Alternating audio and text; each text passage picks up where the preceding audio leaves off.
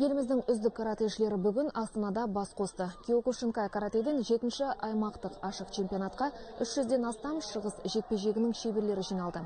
Балалар, жасөспірімдер және жастар арасындағы бәсеке 29 салмақ дәрежесі бойынша өтеді. Сонымен қатар спортшылар 7 жас деңгейіне бөлінген. Ақмола, Қарағанды және Шығыс Қазақстаннан келген үміткерлер республикалық доданың жолдамасында сарапқа салмақ. Ал Киокушинкай каратеден ел біріншілігі 2014 жылдың сәуірінде Қызылорда облысында өтеді. Бүгінгі таңда өңірлік Астана естіскісіз қала бағдарламасы бойынша көптеген жұмыстар істеліп жатыр.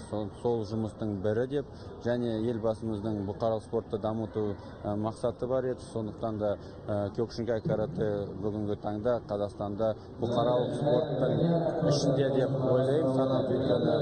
Жалпы Астана қаласы бойынша айтсақ, бүгін 1000-нан артық спортшылар қатысады.